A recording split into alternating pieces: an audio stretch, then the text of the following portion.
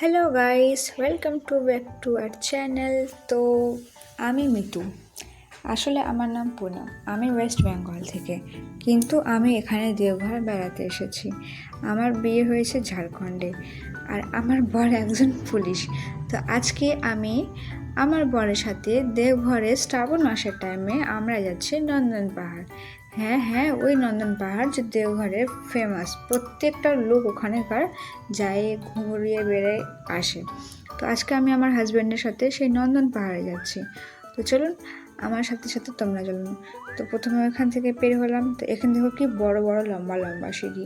তারপরে এই সিঁড়িগুলো বের হয়ে ধীরে ধীরে হাঁটা চলা করে আমরা যাচ্ছি উপরে দিকে, কারণ কি পাহাড়, তো পাহাড়ের উপরে সে পার্কটা তৈরি করা হয়েছে। তো আমরা যাচ্ছি পাহাড়ে। মিনিমাম এখানে 50টার মতো সিঁড়ি হবে, 50-60টার মতো, এর বেশি সিঁড়ি হবে না। আর এই সিঁড়ির সাথে সাথে দেখো তোমাদেরকে এখানকার ভিউ দেখাই দিচ্ছি। ভিউ কিন্তু খুব সুন্দর বন্ধুরা। মানে আমি বলতে গেলে প্রথমে তো কোনোবার আসিনি, কিন্তু আমাকে অনেকে বলেছিল অতটা ভালো না, কিন্তু সেরকমও না। আমি ওখানে যাই দেখি কি না, মানে বিকালের টাইমে মাইন্ড ফ্রেশ করার জন্য সেখানে খুব সুন্দর আছে, পার্ক আছে। হ্যাঁ, লাভবার্ডসরা কিন্তু অনেক যায় সেখানে, সেটাও দেখিও।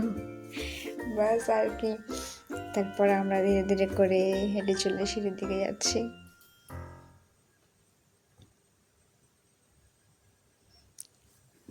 আসলে অনেক দিন ধরে ভাবছিলাম নন্দন পাহাড় যাব, কিন্তু কোনোদিনও সেরকম সময় হয়নি। দেওঘর তো অনেকবার আসা হয়েছে, কিন্তু নন্দন পাহাড় আসা হয়নি।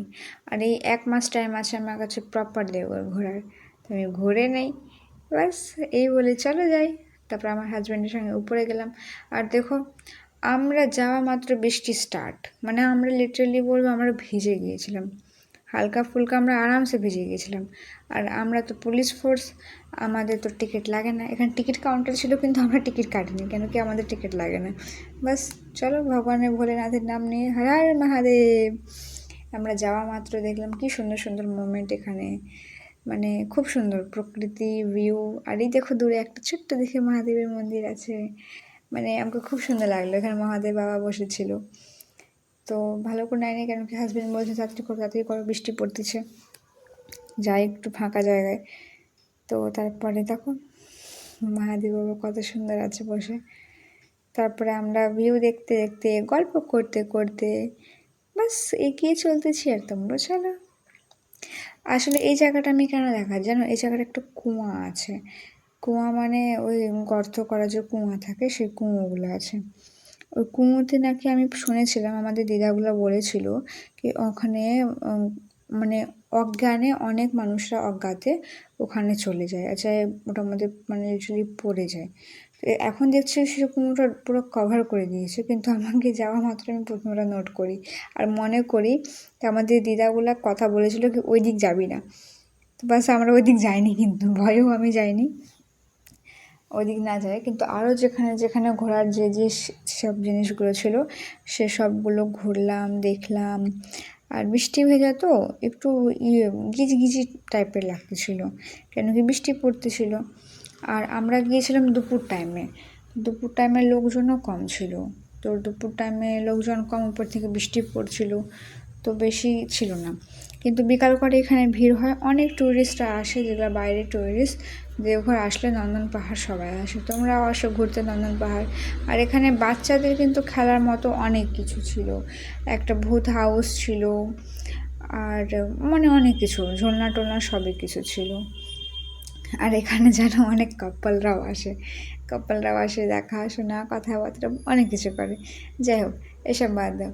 এই যে এই ঝুলোতে আমাকে আমার হাজব্যান্ড বলতেছিল বসো, তো আমি বসে অল্পটুকু ঝুলেও দিচ্ছিলাম, আর সে আমাকে ঝুলাইও দিয়েছিল।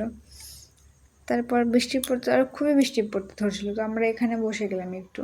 এই বৃষ্টির মধ্যে একটু একটু একটু আমি করলাম, ভিডিও শ্যুট করলাম, শ্যুট টুট করে নিয়ে। আর সত্যি অনেক মানে পুরো ভিজে গিয়েছিলাম। তো ওখানে বসলাম, আমরা বসেও ভালো করে চুল টুল শুকোয় একটু, মানে ভালো ভিজে গিয়েছিলাম। তারপর আমরা যাই আবার বেড়াতে বৃষ্টি শেষ হওয়ার পরে। দেখো কি সুন্দর না, দারুণ ভিউ, কিন্তু খুব সুন্দর লাগছে। বাই দ্য ওয়ে আমরা এখান থেকে কোল্ড ড্রিঙ্ক আর মোমো খেলাম। মোমো খালি বেড়াচ্ছিলাম আবার বেড়াই টেড়াই ব্যাস ভাবে এনজয় করলাম। খুব একটা খারাপ ছিল না, খুব একটা ভালোও ছিল না, কিন্তু খুব মানে ভালোই ছিল। মুড ফ্রেশ করার জন্য খুব ভালো ছিল। তারপরে আমরা ভাবছিলাম কি মন্দির কোনটা দিয়ে যাওয়া যায়, কেন কি নন্দন পাহাড়ের সঙ্গে সঙ্গে এখানে একটা মন্দিরও আছে, এখানে লোকেরা পুজো পাঠ করতেও আসে। কিন্তু আমরা ভাবছিলাম মন্দিরটা যাই কোনটা দিয়ে, বাস মন্দির যাওয়ার পথে বললাম কি চলো তো একটু পাহাড়ের উঁচুটাতে, পাহাড়ের উঁচুটা যাই দেখি ওয়াও, মানে এর নিচে একটা পুকুর টাইপের সরোবর আছে, ওই পুকুরের মধ্যে বোটিং হয়। তো তোমরা দেখতে পাচ্ছ, দেখো কতটা জল আছে, ওখানে বোটিং হয়, ওটা নিচ দিয়ে কিন্তু যেতে হয়, সে নিচ দিক থেকে তো আমরা যাইনি, কেন কি সে সময় বৃষ্টিও পড়তেছিল বললাম হালকা ফুলকা, আর শ্রাবণ মাসের টাইমে বোটিং বন্ধ ছিল। হ্যাঁ অনেক সময় বোটিং হয়, কিন্তু ওই সময় বোটিং বন্ধ ছিল। তারপরে আমরা গেলাম মন্দিরে, এখানে দেখো মা শীতলা মায়ের মন্দির, এটা মানে প্রত্যেকটা ঠাকুরে আছে এখানে, এখানে লোকেরা পুজো করতে আসে, পুজো করে, ঠাকুরের আরাধনা করে, আবার পার্কও আছে, তার সাথে সাথে পার্কেও ঘোরে। বাস আমি আর আমার হাজব্যান্ড ঘুরতেছি, কেন কি আমাদের দুজনের জন্য প্রথমবার না, ও অনেক কয়বার এসেছে, কিন্তু আমার জন্য ফার্স্ট টাইম। বাবারা অনেক মুখে থেকে শুনেছে কি নন্দন পাহাড় ভালো ঘোরার মতো, কিন্তু আমি কোনোদিন ঘুরতে যাইনি। তো আমি প্রথমবার ঘুরতে গিয়েছি, আর দেখার মতো খুব ভালো আছে এখানকার মানে লিটারালি বলবো মন্দিরগুলো খুব সুন্দর, পরিষ্কার পরিচ্ছন্ন, শান্ত, প্রত্যেকটা মন্দির এক জায়গাতে আছে। ভালো লাগলো ঘুরে, খুব সুন্দর লাগলো, দর্শন করে ভালো লাগলো ঠাকুরদের, বাস ভালো লাগলো আর কি।